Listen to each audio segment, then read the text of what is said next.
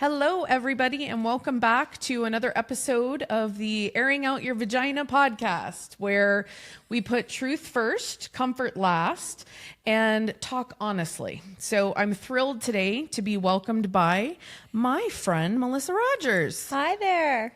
So I decided that it was February, and it was the month of Valentine's. The best month there is. Yeah, and despite the fact that my love life is non-existent, it isn't for everyone. And so I thought, instead of just doing a whole episode on the dumpster fire of online dating chapter of my life, why not have somebody on that knows a little bit about it? And I'm so happy you had me. Thank you. Well, I love the fact, and I always start each episode when it's a friend or somebody that I know personally that I have on the podcast. I love to share how I met that individual, because I think when you show up in life, you never know who you're going to meet. It's so true. Yeah. And so I was laughing even more so because I said, here, I met this woman because she was attempting to teach me how to play Mahjong, which is an endeavor in and of itself. Mm-hmm. And I've decided that I'm going to keep trying, but I don't know if Mahjong is going to be for me or not, because it will be. You got to be smart. We'll do a one-on-one. Okay. Well, I'm going to need some therapy sessions regarding that. I can do simultaneously. Don't worry. Perfect. Then I might be able to figure this out. Okay, good. So met you at a Mahjong class, and then realized and found out that you actually do professional matchmaking. Yes, my real career. Yeah. And then laughed even more when you were going to be right on the dot this morning, because you said you were coming straight from teaching a Pure Barre class. And I went, well, woman, what the hell don't you do? I told you, I was like, well, I don't rest. That's something I don't do. Sleep happens when we die. Yeah. Yeah. Just kidding. I love being horizontal. It's like my favorite activity. I'll tell my kids, it's horizontal time. Okay. Yes. We are kicking our legs up. Yeah. But yeah, I keep myself busy. But first and foremost, my passion in my career is matchmaking. I'm just really lucky that I have extra hours in the day because, I have an amazing collaborative team that I work with when I'm matchmaking. Awesome. And so I get to do things that really fill my cup and bring me joy, like teaching Mahjong and teaching Pure Barre.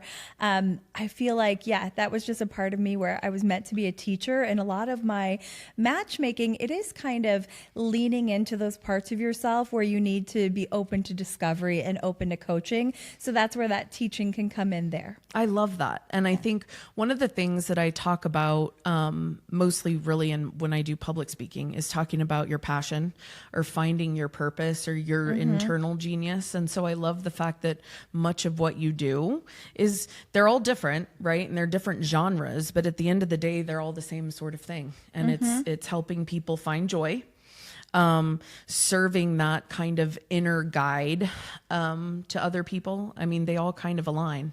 Yeah, it's rooting yourself in some kind of purpose. When you're on the dating scene, you need to actually discover, what is my purpose? What am I looking for first and foremost?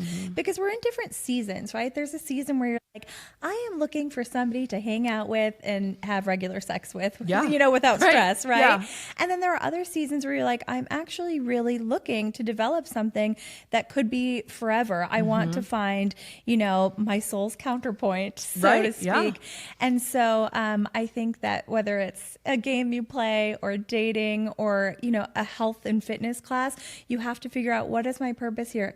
And sometimes your purpose is, I'm just going to go because I need that to shut my brain off. Yeah. And I need that physical release, etc. So that's where it's all rooted. I love it. And it's so true. I think not just in dating and in a love life, I think there are definitely seasons to our life, and what fills our cup in one may not do so in the next. And so I think constantly evaluating where we're spending our time and what we're doing with our day makes a huge difference. And sometimes people are really afraid of that growth, right? But there's that quote, if you're not changing, you're dying. Yeah. And so that's really scary to go into a new season and be like, wait, but this wasn't me 2 years ago.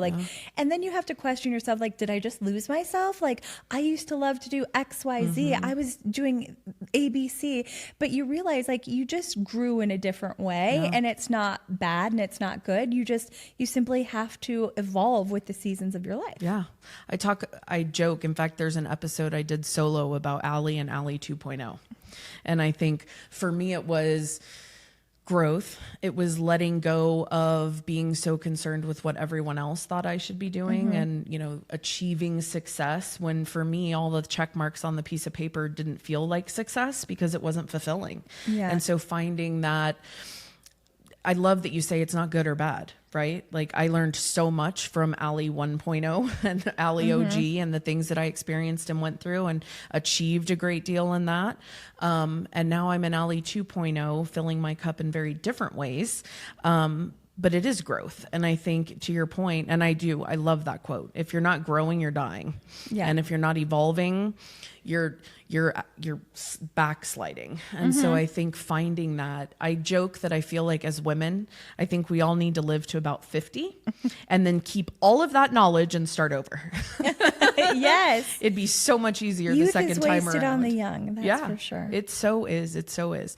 So dating, Dating, let's we'll talk. get into that. I think, and I, you know, alluded to it earlier. I have a whole chapter in my book that's called the online, what did I call it? The dumpster fire of online dating. And I hear that every day. So Holy this tracks. shit. Yes. I mean, the stories, and what's funny is the stories that didn't make the book or the stories from friends that were like, you cannot put this in the book. Too many people will know it's me. Yeah. But knowing that so often now, and I will say after my divorce, I've been divorced 7 years now.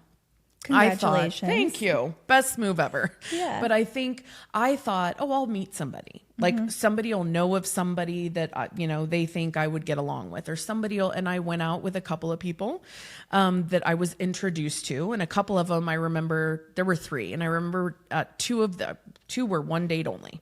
And I remember sitting there thinking, why in God's name would somebody have thought this was going to be a good thing? Yeah, you're offended. Yes. The third, I actually dated for a bit. And it's funny because now I say I ditched the guy and I kept the cousin because I'm actually really good friends with the cousin who I met through that. Excellent. But I immediately realized after those 3 that, okay, this wasn't going to be it. And so then I went through the phase of maybe the Amazon guy will just deliver the perfect person because I never left the house. Right. I never went anywhere. And then a couple of friends were like, you have to try online dating. And I do. I have some friends. I have a couple that are married now to the person that they Right. met via that. It's not always the worst thing, but most of the time it happens. Yeah. To be. And then for me, and I dated, and I say dated because it was more than a few dates, a few people that I met online. But I have zero desire to do that again. Yeah. And I think now, you know, when I wrote the book and I blew up my life. I broke up with the guy that I'd been seeing that I had met actually on Facebook dating. I liked that one because I thought, well, at least you can see who they know. Okay, yeah. Is it a real human? So that was good. We dated for actually a couple years. And then when my life blew up and I got fired, it was the same week. And I'm like, I'm still taking care of this dude. And so if in my worst moment in my life, you're not going to be there for me, like this ain't it. Yeah. And so at the same time I was navigating job loss, I ended a long-term relationship. Like I literally just blew it all up and said, I'm going to start over. And I have not dated since.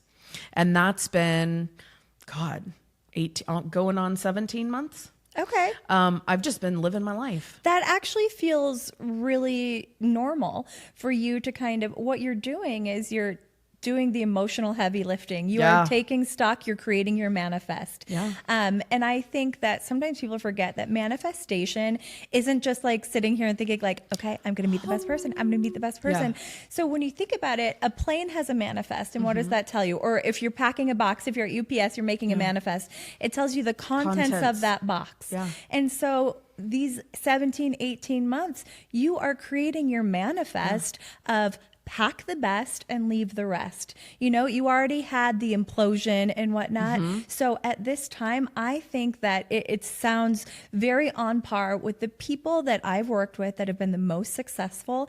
They have taken their time to do their, you know, house cleaning, their mental house cleaning Yeah. of, you know, what was I allowing to happen in my relationships before that, like, that wounded child Yeah. wanted, right? It all goes back to like a childhood trauma and Yeah. behavioral therapy and mental health. And Book so, 2 has a whole chapter good. called Daddy Issues. sounds like my middle name. It's in there. But yeah, so I think that it sounds super healthy to me that you've taken this time after the big implosion to figure out, okay, who am I now and what brings me joy? Because there's this book, The Poisonwood Bible by Barbara Kingsolver, right? And I best. think one of the first lines is like, one only has a life of their own, right? Because no matter how well we know somebody else, a partner, there are so many mini moments that we have, these micro moments every day that are only ours and they'll only ever be ours. So I love that you are developing Allie 2.0 and you are making space to see where can somebody fit in, and do you want somebody to fit in? Yeah. Because maybe you'll go another 18 months saying, I actually love this single life and I love being able to take up my entire bed every night, etc. So yeah, it sounds like what you're doing is pretty healthy. Well, I'll tell you, healthy or otherwise, it's been some of my favorite time from the perspective of a couple things you just said. So one, when I got divorced, I remember telling my divorce attorney the day we signed the paper, like, this is way too damn expensive. This cost me way too much time, energy, and money, and I am never doing this shit again. And she laughed and she said, yes, you will. You just won't do it without me. And I laughed. But as time kind of went on, everybody tells you, you will, you'll get over it and you'll want to get married again. Still not sure.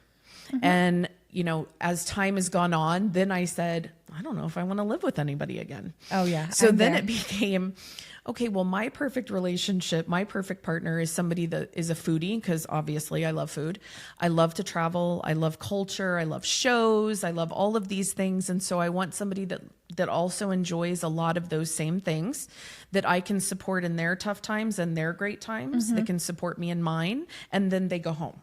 So that you can have the bed to yourself. Yes. And the closet is mine. And if the dogs sleep with me, that's not a problem. I mean, all of those things. Yeah. But I think, you know, all joking aside, as I have done a lot of work on me, I said recently I did a solo episode where I talked about, for those people that don't know me, like, who am I and what are kind of my pillars?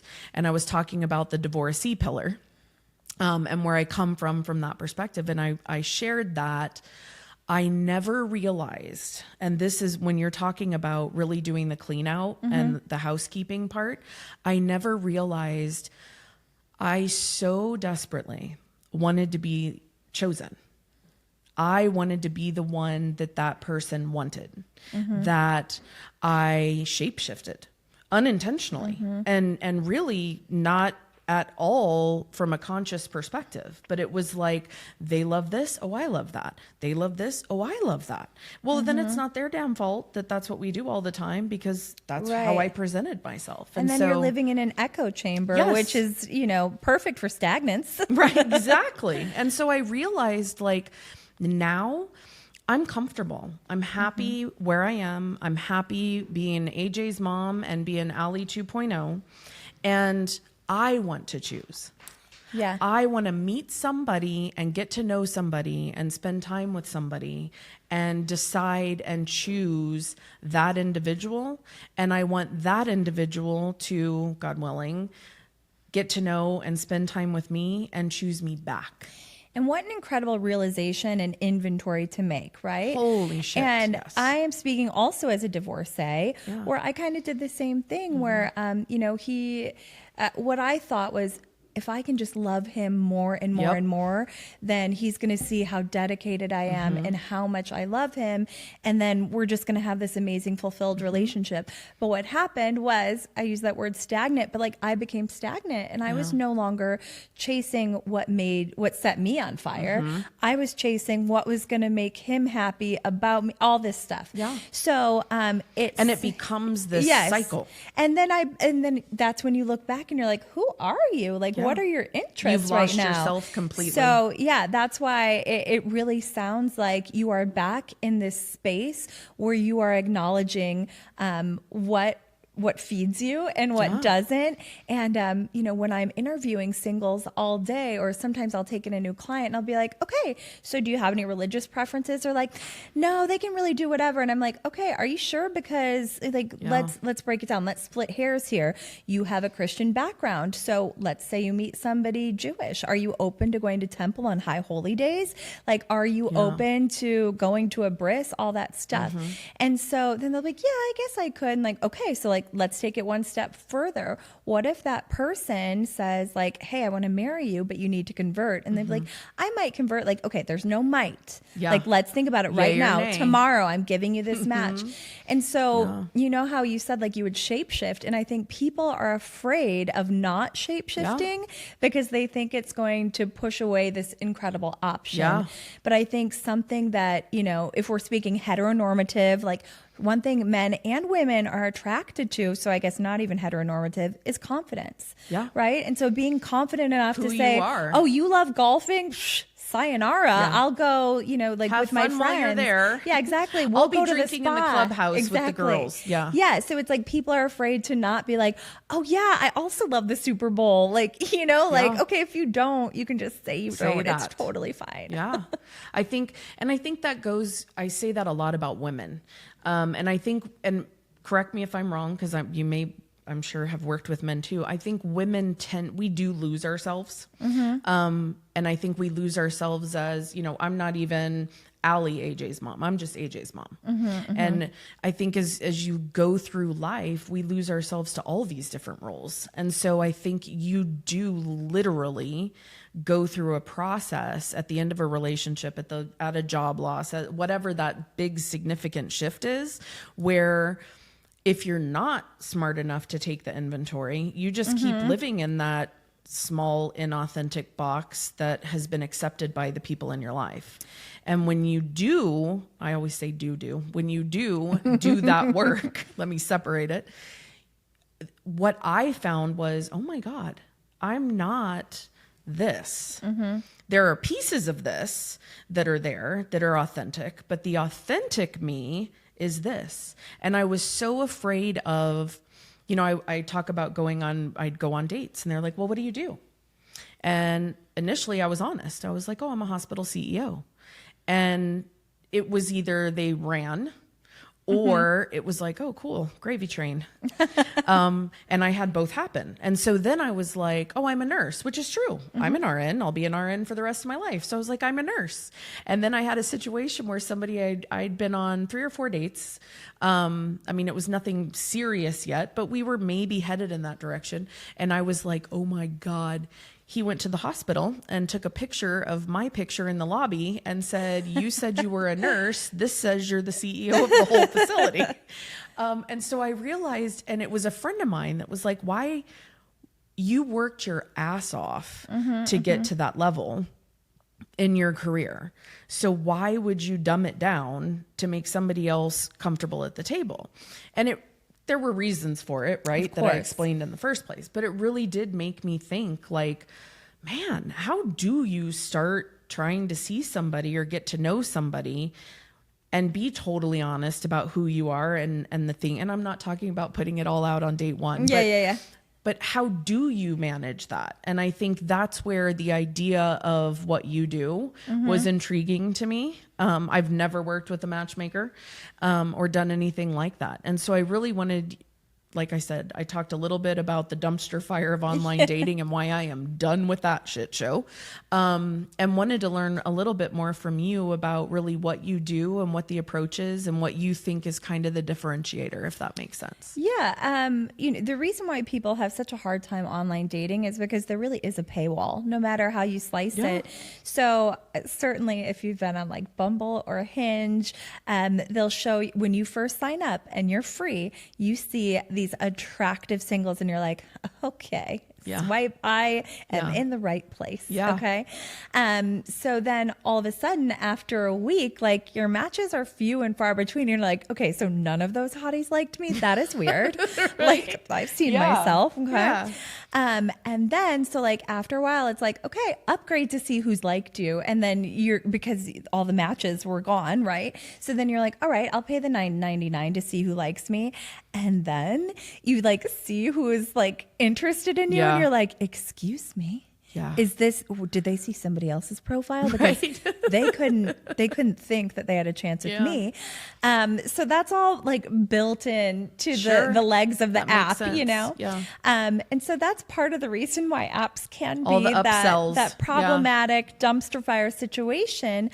Because there are AI features in it to recognize what somebody's facial features look like. And so the apps can tell, because of algorithms and whatnot, who are the most sought after matches. Got it. And so the app knows how to sell itself. edit that out, right? Got it. So what I do is different. Like, first of all, in order to be one of my clients, people are paying, quite a bit of money to say I'm invested in this process.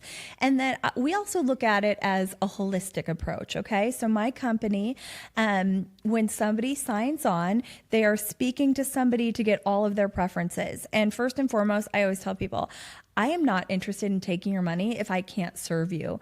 My ego is just big enough where, like, if I can't serve you and you're going to think I'm a failure, like, I'm not going to take that on. Yeah. So that's step one. We make sure we can serve somebody. And then step two, we match them with a matchmaker, somebody who's going to get along with them and whatnot. And then once I get a client, I'm doing my video meeting with them. I am finding out top to bottom, like, what are your preferences and whatnot. Who are you really? Yes, exactly. Yeah. And then I give them a professional photo shoot so that, number one, we have to have updated recent photos, because on the apps, a lot of the time, you don't know how old a photo is. You don't know how many filters have been applied to it. Like, men and women are both using filters. And it's so embarrassing. Once you know how to, even the ones that think they're stealth, they're not stealth. Yeah. So we give a photo shoot to our clients and I help style them, and our VIP clients, I give them, sessions with an actual stylist other than me, even though I have great style. So they have their photo shoot and then they have access to their matchmaker for the duration of their package, but we also give them access to a date coach. So, they can zero in on their blind spots. They can really break down areas that give them anxiety. Like, why am I not getting a second date? How can I show up on the first date, more comfortable, etc. It's literal coaching. Yes, it's literal coaching. So they get their matchmaker, they get their photographer, they get their date coach. And then, all of my colleagues were super highly collaborative. So we've got an incredible network. We get to meet people wherever we want. We'll fly to really cool events to meet singles out in the wild. But I love that. Out in the wild. Yeah, exactly. So not me home on my couch thinking Amazon might deliver the guy. It is weird that sometimes people think that people might just hop up on their doorstep. Yeah. Bad Bunny falling through on the Super Bowl. That's what I'm waiting for. That would have been plop. Ideal, actually. But what I have found is that working with a matchmaker, people who are going to talk to me, I would present you to somebody who I think would fit into your ideals, right? Like we had already said, you want this age range, you prefer this religion, this XYZ. So I can reach out to anybody I want. I can be like, hey, I just met you at the Waste Management Open, but I think you'd be great for my client, Allie. Do you have some time to chat? And here's the thing. Nobody, the buy-in is big, right? Nobody who's just looking to hook up or waste your time is going to agree to a 30-minute video meeting with a matchmaker. Yeah. So I think it does make sure somebody is a little bit more serious. Or, I present profiles exactly as they are. And so, if I'm like, Allie, CEO, XYZ, somebody who does not feel comfortable with that, or somebody who's going to feel inferior to that, they'll be like, she looks a little too successful for me. Or they'll say, no, I'm not interested. Yeah. Where it's like, and that's because they're talking to me and they know that, okay, this person has made an investment. I've had people say, you know what? I know she only gets a certain number of dates, or he only gets a certain number of dates. And I just don't feel that we're going to be a good enough match based on this information for you to go forward. To take one of them. So it's like, I get to be the gatekeeper. And then some people are also gatekeeping themselves, saying like, actually, from what I've heard, it sounds like I would waste one of her matches. So I think you should interview somebody else. So there are lots of ways that we can weed people out who aren't going to be a good fit. That's incredible. Yeah. See, and this is why, like I said, this is why I wanted to have you on, because I didn't know. I've never worked with somebody. I don't know much about it. And people so I really always didn't think know. this job is fake. They'll be like, so is that like your real full-time job? And we're like, yes, it is my real professional career. Yeah. It's not just a side hustle.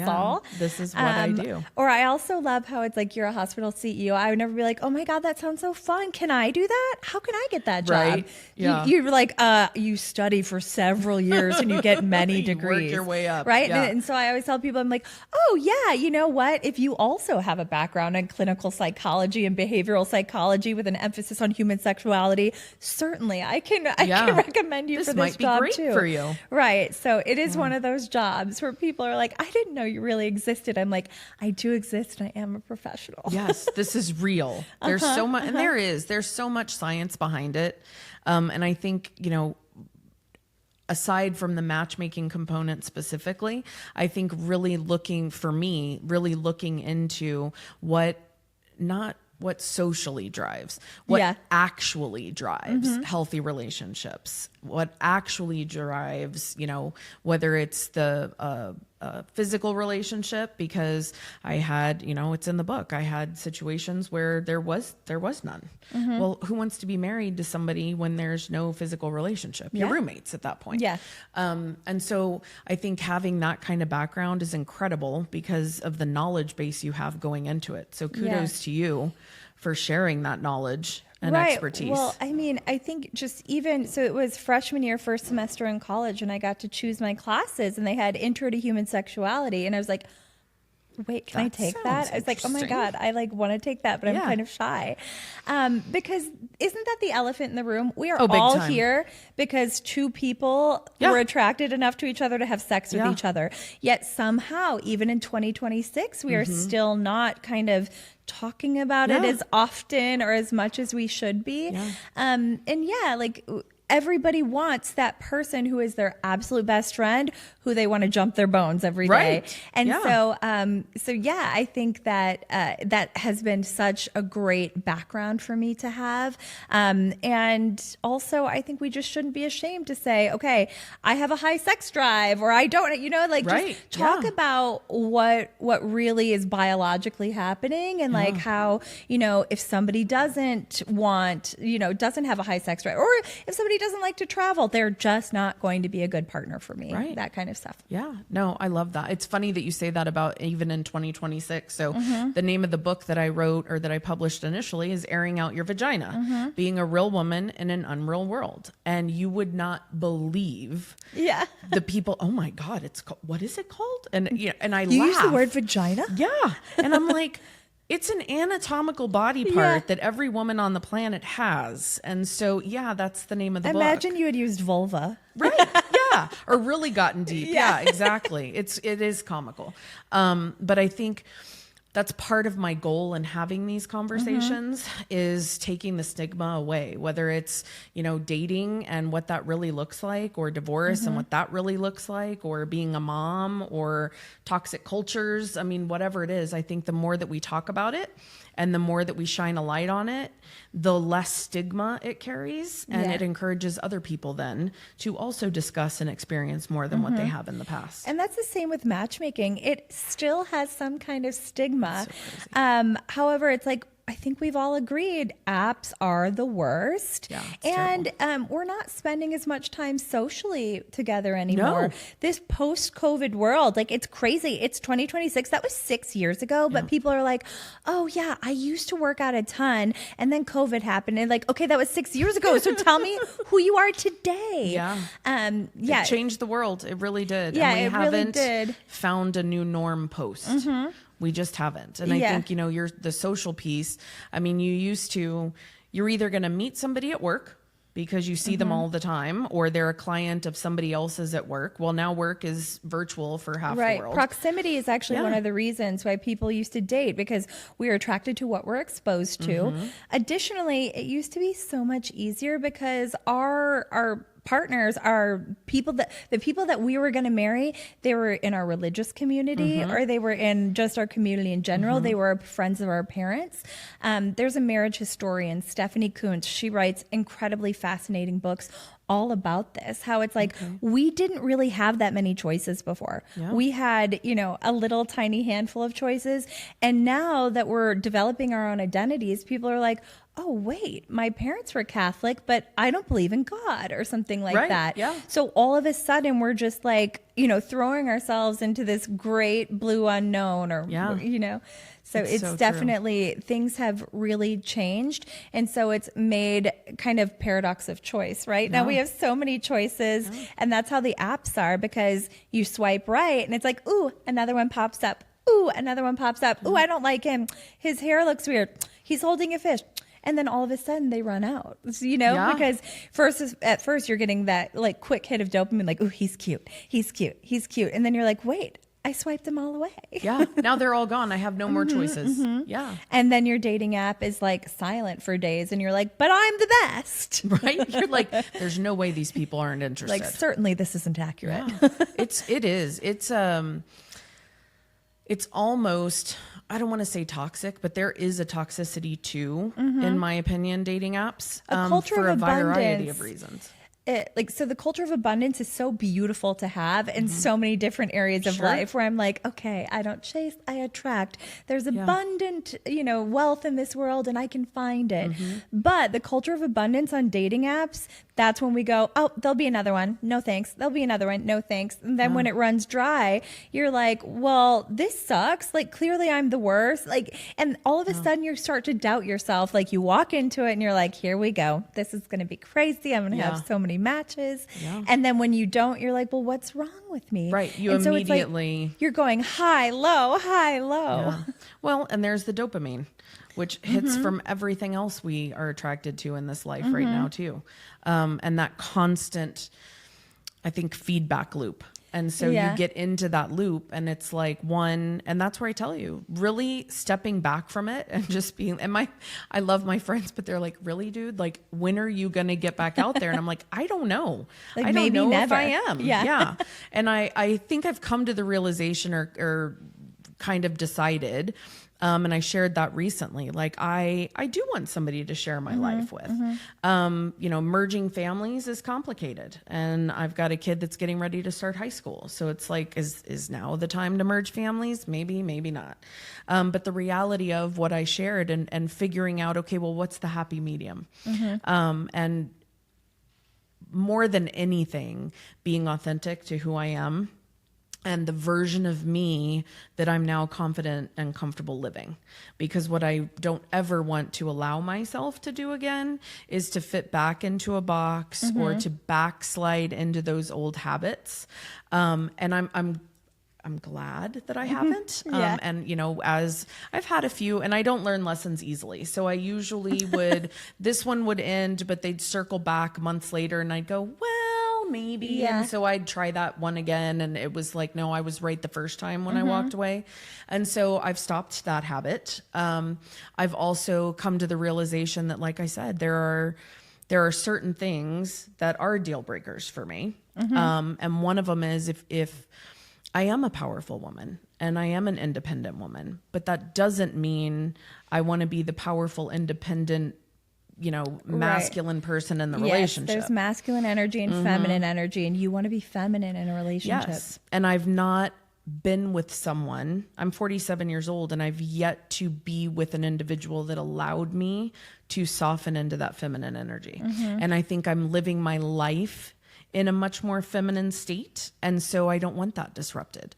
I want, I'm not saying I want the alpha that's going to come in and rule the world. I want a voice at the table, but I do want that strong masculine energy that I can depend on, that I feel safe with, that I can soften into my feminine. Yeah, you want to co-pilot. Find the balance. Yeah. Also, something I remind people of is like, we don't find the perfect relationship. We build the perfect relationship, right? Like we're not going to show up as two complete individuals perfectly who are just somehow compatible on every level. Yeah. But I think the beauty is the person that's right for you is meeting you halfway, or they're wanting you exactly as you are, and they're not asking you to change. They're not nudging you to change. They're allowing you to grow around what they're growing around. So that's how you're, kind of coming together. Yeah. I love the way that you said that.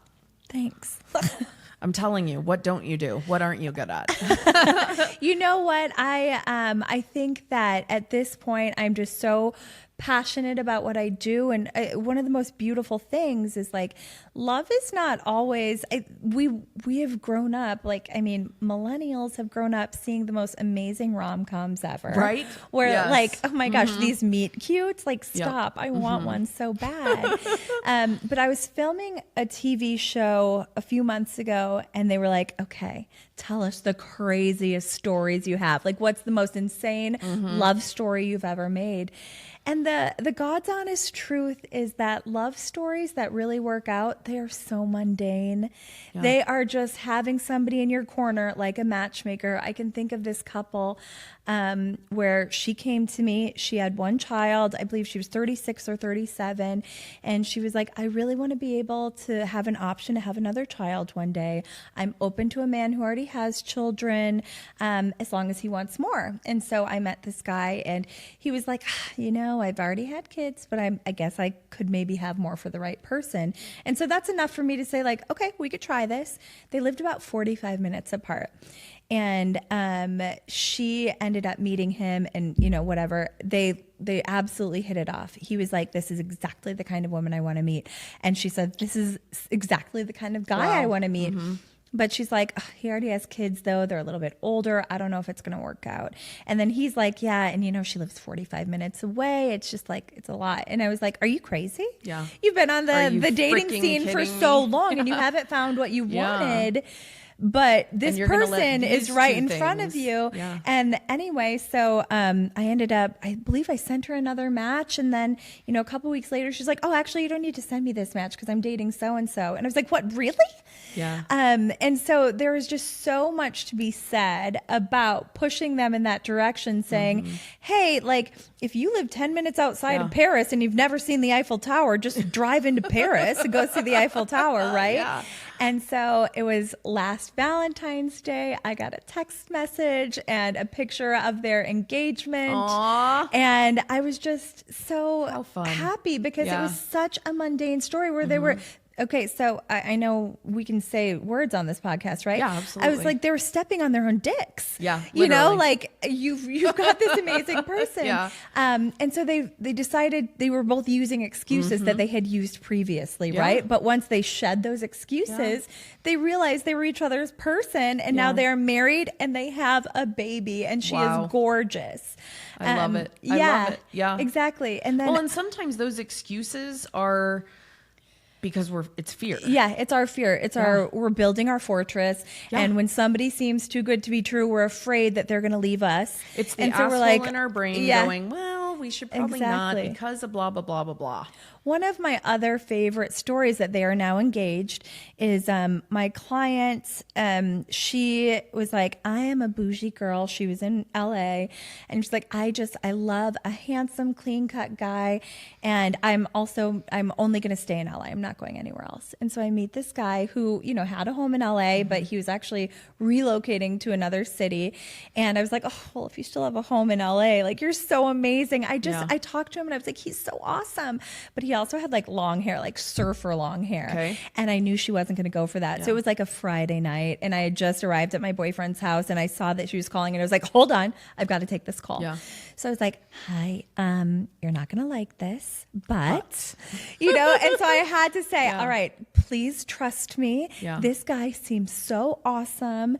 However, when you see his picture, you're probably going to say he has long hair and you don't like it. Also, he does have a house in LA right now, but he's selling it, and he's actually relocating to this metro that is, way across the country. But hey, can you just trust me for a second? And that was Your kind of a crazy intuition or story, your gut right? instinct, But yeah. they ended up hitting it off, and they're so deeply in love. They got engaged on the top of a volcano in Hawaii. Wow. And so, yeah, there were lots of reasons why I would, like, I get yelled at by clients all the time, but I was literally like, okay, she's not going to love this, but I would be doing a disservice If I didn't if try. I didn't tell her about this Yeah. awesome guy. So love is going to show up at your door in a way that you might try and push it away after, failed relationships and whatnot. But just, I always say, come from a place of curiosity. That's all we can do. Yeah. We can be curious about the person. We can be curious enough to have a second date. But then once we know it's either not going anywhere or it's just not right for us, then we can say, you know what, I tried, but let's not step on our own dicks before Yes. that gets to and that miss point. your person out of fear. Yeah. I love that. I love that. And thank you. That was going to be one of my questions. So I love that you had to share anyway. That's fantastic. Yeah. I think it's really fun. Also, what was great is a couple that I just went to their wedding in November. It was such a stunning, amazing affair. He was my client, and he was just ready. He was ready to find his person, and he was a cute Jewish boy in New York City. And I actually went on Facebook. I'm part of this millennial single group, and so I blocked out his face, and I was like, "Hey, I have a nice Jewish boy. He's in Manhattan. Any nice Jewish girls out there looking for him?" And then I got like 45 people right away being like, "Okay, I'm interested." Yeah. The first girl I interviewed was lovely. Like, I literally was like, "Are you real? You're so cute. You're so lovely. Yeah. Like, you're age appropriate, etc." So I sent him her profile, and the rest was history. It was his first match, Isn't that and funny? they are now married, and they are just so dear to me. So there are some times when it's crazy. It just happens. Yep. Sometimes it's the first match. Yeah. I love that. I love that. And if it is, that's awesome. And if it's not, you keep plugging. Yeah, I'm a vibe scientist, I say. I hate the word vibe, but like, I truly But think that's a part good of word it for is it. That's why I said your intuition. You have a gut exactly. instinct. You There's have something... to get to know your clients at a level where you're not afraid to like be honest with them, right? I have this client right now who's like, "I love how you don't take my shit." And I'm like, "You're exactly right. I don't take your shit." Yeah. Well, because if I do, then I'm not going to find the right person for you. Yeah. Right. So the biggest thing that I say, and I'm like, "Hey guys, I'm not trying to be crude or anything like that, but you pay me for my professional opinion. You don't pay me to blow smoke up your ass." Like, that's just the long and the Otherwise, short you'd of it. be on the dating app.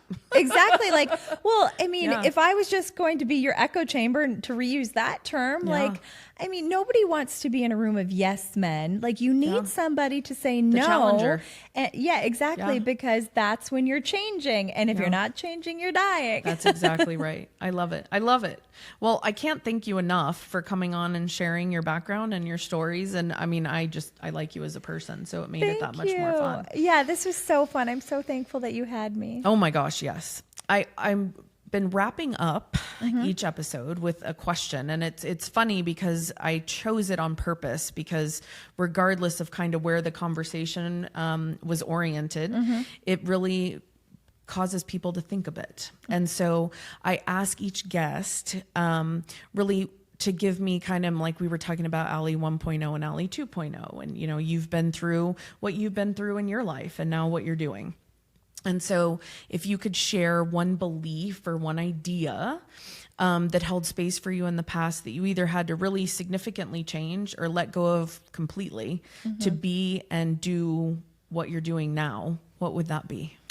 Now, I'm sure a lot of people have felt this, but for me, it was imposter syndrome. Yeah. Especially people going like, "Oh, that's your job? That's not a real job," or something like that. But also, it's like, there is no college degree for matchmaker. Right. There is no like specific career path that you can follow to like get on this trajectory. Yeah. So when I first started matchmaking, I felt like, "Oh my gosh, should I even be doing this? Like, I'm not, I don't do this. Like, I'm just trying it." And so a lot of times I would get nervous to say no to clients. Like when, somebody had these just requests that I'm like, okay, there's no way anybody's going to fulfill that. Not on planet Earth. Instead of like, so now I'm super direct, right? But before I'd be like, okay, let me try. Like, yeah, we can totally do that. And now I'm just like, actually, so this is what you want in a partner. What do you think that partner wants in a partner, right? Like, do you really think you're on that level that you guys are going to be meeting in the middle? Or so that's for me. It was imposter syndrome. I had to like realize, I had to pull up my pants and be like, I know what I'm talking about and I know what I'm doing. Big girl panties and lipstick. Always lipstick. Yeah. I love that. I love it. And it's true. I've had, and some people say the word imposter syndrome. Sometimes, you know, people talk about really, but the bottom line is it's having faith and confidence in yourself and what you bring to the table and knowing that what you have is valuable enough to really share it. Yeah. Not dumb it down, not mute it down, and not take on a client that you know there's no way in hell I'm going to be able to help you. Yeah. Speak your truth even if your voice shakes. Yeah. You know, that's where we have to be there. It's so true. Well, thank you so much, seriously, for coming on. We'll have to do this. We'll do like a repeating thing. Yeah. I would love that. I'll be back next week. Awesome. I love it. Thank you so much for being here. Allie. Absolutely.